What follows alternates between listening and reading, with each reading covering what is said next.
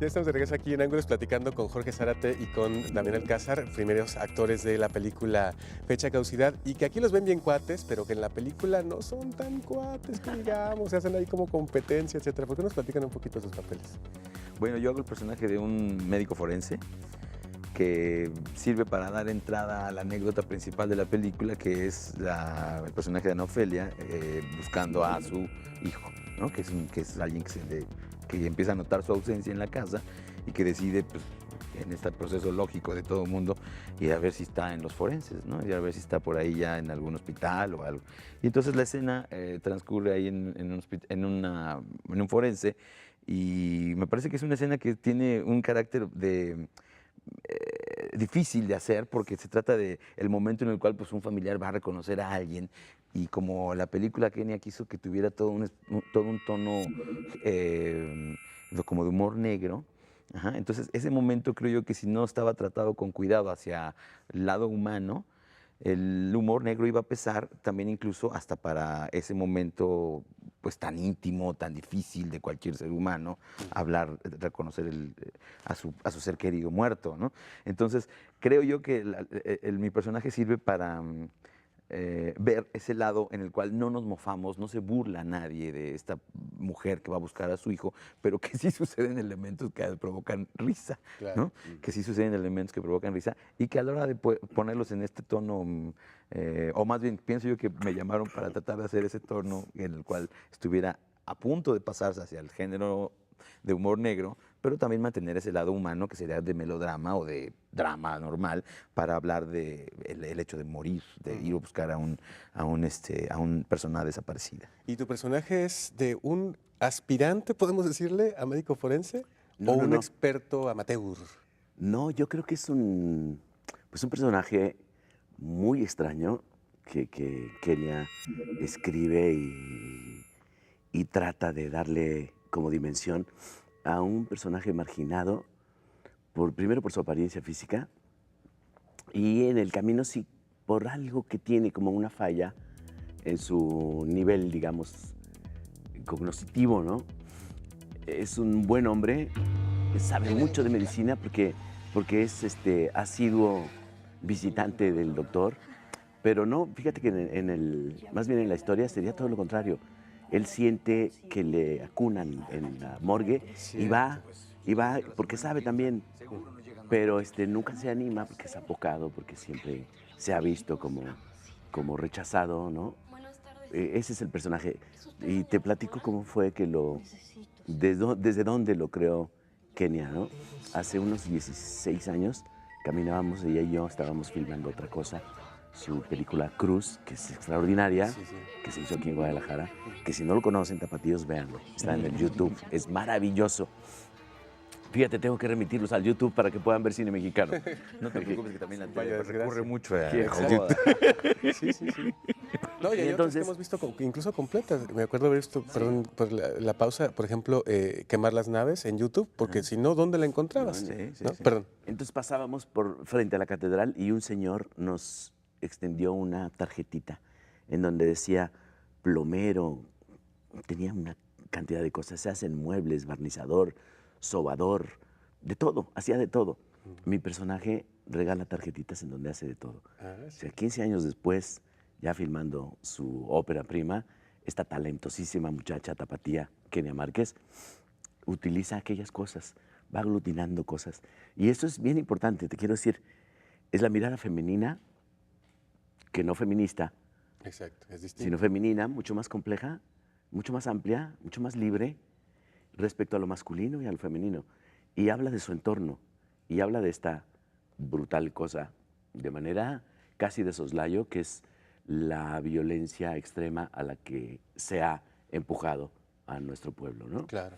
De hecho, esa es la parte que quería abundar también con ustedes. La película llega en un momento en que se está creando la percepción de que la violencia ya ha bajado, de que estos casos de desapariciones, de... Dices ahorita. Exacto. Ahorita. De montón de heridos y muertos por el narcotráfico, por el crimen organizado, etcétera, se dice que ha amainado. Y entonces se responsabiliza el gobierno anterior de estas cosas y parece que ahora la cosa ha cedido. ¿Ustedes cómo ven esa situación? ¿Tú quieres? No, vas. Mira, sabemos de buena fuente que a todos los medios de difusión les dijeron, no hablemos más de eso. No. Entonces, evidentemente no se sabe, pero también de buena fuente, de amigos cercanos, sabemos que la situación brutal y tremenda sigue. No hay manera de parar esto. No hay manera de pararlo porque no van a acabar con violencia, con la violencia. ¿Cómo se puede? Evidentemente, ¿cómo se puede detener? Ofreciendo al campo revitalización, haciendo que se trabaje en el campo y que florezca la producción mexicana, creando empleos verdaderamente, y no, para crear empleos no se necesita abrir petróleos y la estrategia energética a los extranjeros ni a los particulares. Se necesita acabar con la corrupción, principalmente, porque Pemex es suficientemente poderoso como para hacer todo lo que están diciendo que solamente los Exxon y los grandes, las grandes transnacionales. No, ellos van a venir por la ganancia, no van a venir a ayudar. ¿Cuándo han venido a ayudar a México? Nunca. Tenemos que hacer algo por nuestra gente, por nuestro pueblo. Es sumamente difícil, es dolorosísimo para todos nosotros, para todos, mucho más para los que han tenido cercanas consecuencias de esa violencia, ¿no? Pero es por allí, habría que revitalizar el campo y dar empleos verdaderamente y tener mejores sueldos. En fin, es complicadísimo, ¿no? Pero si vemos una por una las cosas, verdaderamente podría quitarse de encima la violencia. Yo te quiero decir, para cerrar este tema, que es un poco complicado y que tendríamos que hablar y hablar y hablar. Un pueblo con hambre, evidentemente se vuelve violento. Evidentemente. Porque cuando tú llegas a tu casa con las manos vacías y tienes 2 niños que tienen hambre, se acabó el honor y los valores. Vas y haces lo posible porque tus niños coman. No estoy diciendo que sea el caso de todos los que están metidos en los grupos delincuenciales, pero así es. El hombre que no tiene absolutamente nada, no, porque no hay trabajo, porque no consiguió, porque no le alcanza, llega y tiene que salir a buscar la comida. No, porque lo que le pagan en el trabajo formal es 10 veces menor de lo que le pueden pagar en este tipo de grupos, ¿no? Totalmente. Y yo, Ahora, perdóname, yo pienso que este caso además no solamente está en este nivel, digamos, de poca economía, sino que está en todos los estratos. O sea, todo el mundo está por el pan de cada día, por el techo de cada día. La gente productiva que trabaja precisamente para lograr eso para su familia, pues evidentemente los tienen en ese carril de estar trabajando y no es posible entonces quejarse. ¿Por qué? Porque tienes que ir a trabajar, porque tienes que ir a hacer cosas, porque debes de seguir siendo productivo.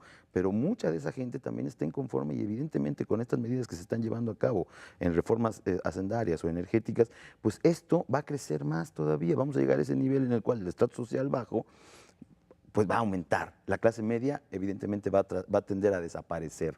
No va a haber más que de abajo o de arriba. Vamos a tener más multimillonarios en el próximo sexenio. Ese es el anzuelo que creo yo que están queriendo decir, ¿no? Que con esta posición cualquiera puede llegar a tener dinero. Y eso no es una verdad. Mentira. Eso es una gran mentira, ese es el sueño americano que nos han querido meter incluso en el mundo. Ajá. Que con esa libertad de economía, con esa libertad de democracia, puedas a lograr tú ser este millonario que tanto admiras en este caso. Acá en el caso me parece que no creo que queramos tener a otro millonario en México en el sentido de, ay, miren qué orgullo tener 3 en la lista de Forbes. No. Cuando no ves el beneficio. Y digo 2 porque ya uno es el Chapo, ¿no? Y digo 3 porque ya uno es el Chapo, el otro Que puede ser el más, el más honesto. Si no el más honesto, el que corrió más riesgo para hacerlo. Los demás se los regalaron. Los demás no tuvieron nada. Exactamente. Bueno, vamos a una pausa, seguimos platicando acerca de temas de actualidad con Jorge y con Damián, y también les platicamos acerca de fecha de caducidad. Vamos a profundizar en el asunto de los desaparecidos porque es una película que visibiliza este drama, aunque con mucho humor. Ya volvemos.